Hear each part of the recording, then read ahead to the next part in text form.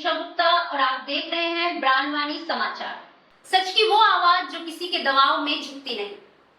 आज हम जानेंगे कि आपकी और हमारी कमाई के टैक्स का पैसा आखिर कैसे सरकारी दफ्तरों की बंद फाइलों में टेंडर के खेल की चरह चढ़ जाता है।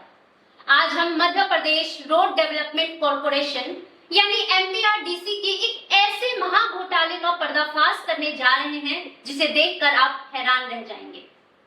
जिस कंपनी के घटिया निर्माण से 400 करोड़ का ओवरब्रिज ताश के पत्तों की तरह ढह गया, जिस कंपनी पर खुद शासन ने FIR दर्ज कराई, जिस कंपनी को ब्लैकलिस्ट करने का कारण बताओ नोटिस जारी किया गया, उसी विवादित कंपनी पर MPRDC के अधिकारी इतने मेहरबान क्यों हैं कि उसे एक के बाद एक करोड़ों रुपए के नए ठेके थाली में परोस कर दिए जा रहे हैं। पूरा मामला समझिए। 23 फरवरी 2026 को भोपाल जबलपुर नेशनल हाईवे पर बने शाहपुरा रेलवे ओवरब्रिज का एक बड़ा हिस्सा ढह जाता है। मात्र 3 साल पहले बने इस 400 करोड़ के पुल के गिरते ही हड़कंप मच गया। देश की सबसे प्रतिष्ठित सड़क अनुसंधान संस्था CRRI ने अपनी जांच रिपोर्ट में साफ कहा कि निर्माण में घटिया सामग्री का इस्तेमाल हुआ, मिट्टी का दबाव सहने की क्षमता नहीं थी और घोर लापरवाही बरती गई।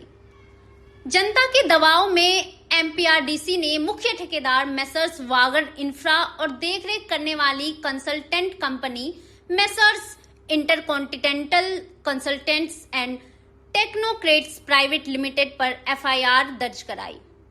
23 फरवरी 2026 को मुख्य अभियंता राकेश कुमार जैन के दस्तखत से 15 दिन का शो कॉज नोटिस जारी हुआ कि आपकी लापरवाही से जनता की जान खतरे में पड़ी, आपको ब्लैकलिस्ट क्यों न किया।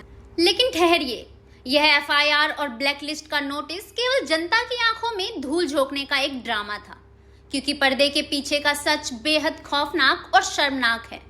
जिस कंपनी पर FIR हुई उसी मेसर्स ICT प्राइवेट लिमिटेड को MPRDC के अफसरों ने 2 महीने के भीतर 2 बड़े प्रोजेक्ट्स के वर्क ऑर्डर गिफ्ट कर दिए। पहला कार्यदेश 7 मई 2026 को जारी हुआ, जिसके कार्य के लिए 8.79 करोड़ का ठेका दिया गया। दूसरा कार्यदेश 4 जून 2026 को जारी हुआ, जो कि उज्जैन से जावरा तक एक्सेस कंट्रोल ग्रीनफील्ड हाईवे के लिए 8.33 करोड़ का ठेका, यानी जिस कंपनी को जेल की सलाखों के पीछे या ब्लैकलिस्ट में होना चाहिए था, उसे 17 करोड़ से ज्यादा के काम इनाम में दे दिए गए। अब आप सोच रहे होंगे कि आखिर FIR वाली कंपनी को टेंडर मिला कैसे, तो सुनिए टेंडर सेटिंग का वो गणित जिसे MPRDC के भ्रष्ट अफसरों ने रचने का काम किया। सामान्य तौर पर भारत सरकार और राज्य सरकार के किसी भी टेंडर में कंपनी का सालाना टर्नओवर प्रोजेक्ट लागत का सिर्फ 2% मांगा जाता है, लेकिन MPRDC के अफसरों ने नियमों को ताक पर रखकर टर्नओवर की शर्त को बढ़ाकर 10% यानी सीधे 200 करोड़ रुपए तय कर दिया। क्यों? ताकि देश की चुनिंदा बड़ी कंपनियां ही इसमें आ सके और मध्य प्रदेश या अन्य योग्य स्थानीय कंपनियां रेस से बाहर हो जाएं। खेल यही खत्म नहीं हुआ। टेंडर के मूल्यांकन में अनुपातिक अंक प्रणाली लागू की गई, यानी जिसके पास जितना ज्यादा टर्नओवर और जितने ज्यादा साल का अनुभव, उसे उतने ज्यादा नंबर। इतना ही नहीं, टेंडर प्रक्रिया के दौरान एक शुद्धि पत्र जारी करके शर्त बदल दी गई कि सिर्फ वही अनुभव मान्य होगा जिसमें प्रोजेक्ट की कंसल्टेंसी फीस 5 करोड़ से अधिक हो।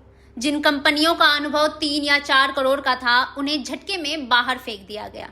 यह पूरी टेंडरिंग सिर्फ और सिर्फ मेसर्स ICT को जिताने के लिए की गई।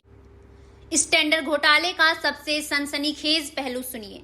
एक टेंडर में न्यूनतम बोली लगाने वाली यानी L1 कंपनी ने लगभग 5.50 करोड़ रुपए का प्रस्ताव दिया था, लेकिन MPRDC के अफसरों ने उस न्यूनतम बोली को खारिज कर दिया और अधिक बोली लगाने वाली मेसर्स ICT को 8.34 करोड़ रुपए में काम दे दिया।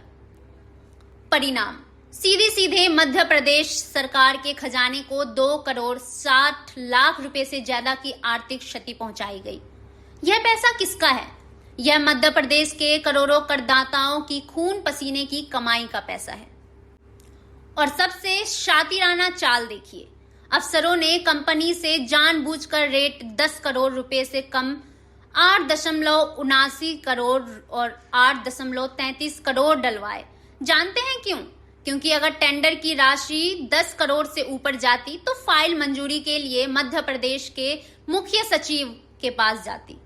अफसरों ने मुख्य सचिव के पास फाइल न पहुंचे, इसलिए इस पूरे खेल को 10 करोड़ के नीचे ही समेट दिया।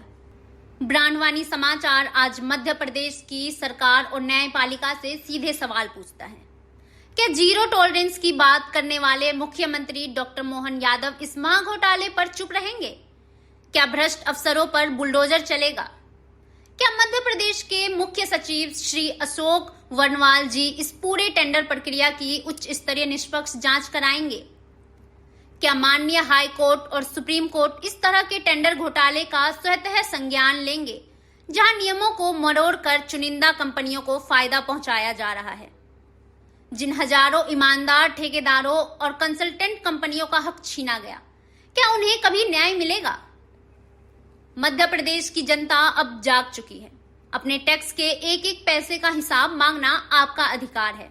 इस वीडियो को इतना शेयर कीजिए कि यह खबर शासन और प्रशासन के बंद कानों तक पहुंचे। सच्चाई की इस लड़ाई में बने रहिए ब्रांडवानी समाचार के साथ। चैनल को सब्सक्राइब करें और बेल आइकन दबाना ना भूलें। जय हिंद, जय मध्य प्रदेश।